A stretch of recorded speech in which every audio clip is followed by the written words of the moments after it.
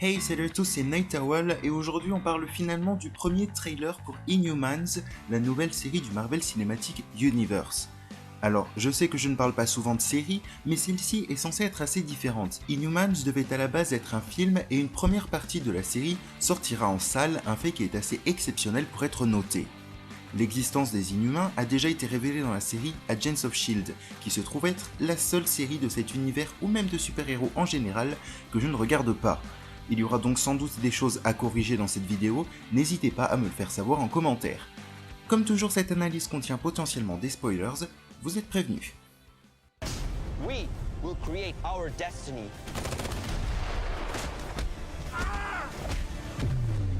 Nothing can keep us from being free.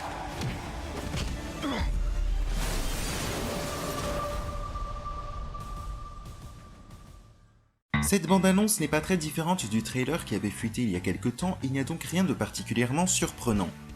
Avant de se lancer dans le vif du sujet, l'analyse détaillée, il me semble essentiel de faire un petit point sur l'origine des Inhumains en tant que personnages.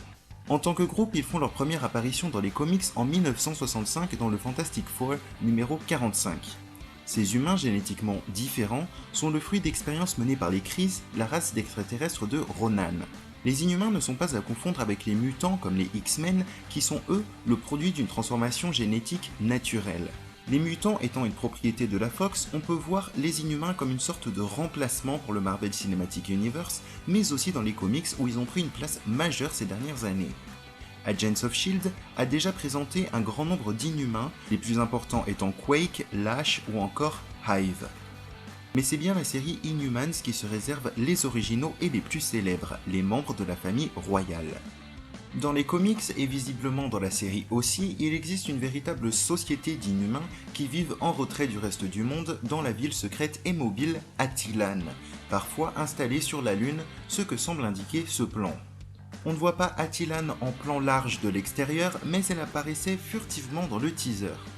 Attilan est donc dirigé par la famille royale, ses principaux membres sont Medusa, la reine, dont les cheveux peuvent s'animer, sa sœur Crystal, qui contrôle les éléments, Maximus, le frère du roi, et le roi lui-même, Black Bolt, également connu en France en tant que Flèche Noire. Maximus mentionne le fait que Black Bolt soit muet, un choix de la part de cet inhumain dont la voix est extrêmement puissante. On voit bien que le simple son de sa respiration est capable de renverser une voiture de police. C'est probablement un des personnages les plus puissants de l'univers Marvel. Il ne porte pas son masque, élément classique des comics, mais j'espère qu'il le fera parce que je le préfère avec, mais c'est vrai que cacher le visage de l'acteur est un inconvénient pour son jeu, essentiel puisque le personnage est muet. C'est son frère Maximus qui va être à l'origine des événements qui vont tout bousculer dans la société des Inhumains. En effet, il en a marre de voir son peuple se cacher et veut révéler au monde l'existence et même la supériorité des Inhumains sur les autres humains. Il est extrêmement intelligent et possède un pouvoir de persuasion, mais son génie se traduit aussi par une forme de folie assez dangereuse. Maximus retourne le peuple d'Attilan contre son frère, emprisonne le reste de la famille royale et ici s'en prend à ce qui semble être le conseil de la génétique.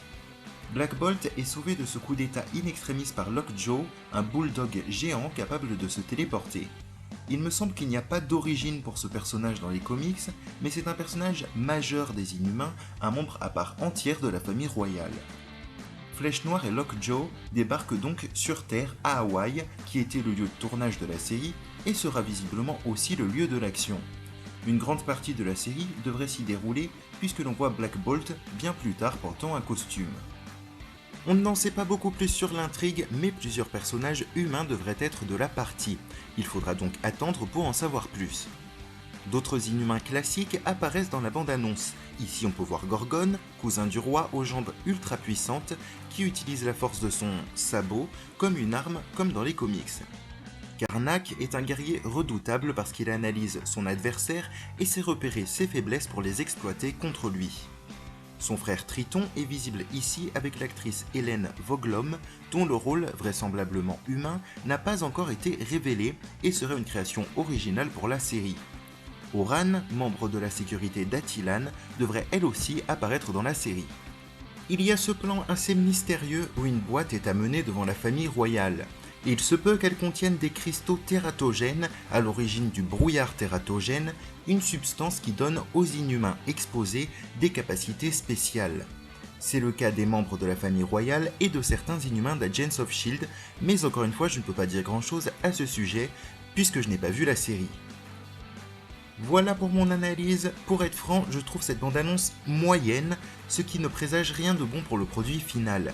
ABC essaye de nous vendre Inhumains comme un concept révolutionnaire tourné en IMAX, mais malheureusement, la qualité cinématographique ne semble pas être au rendez-vous. C'est joli d'avoir de belles caméras, mais le tout semble sans grands intérêts et le budget de séries télévisées donne une apparence plutôt cheap. Même les scènes d'action ne semblent pas terribles et c'est frustrant parce que les Inhumains ont beaucoup de potentiel et méritaient d'avoir le film promis à l'origine. Mais nous verrons bien ce que ça donne en septembre. En attendant, je pense que je ne vais pas placer ma barre d'attente trop haut. Nous aurons probablement un nouvel aperçu lors de la San Diego Comic Con qui approche à grands pas. D'ici là, n'hésitez pas à donner votre avis sur Inhumans et à corriger et compléter cette analyse dans les commentaires. Je vous dis à bientôt pour de nouvelles vidéos.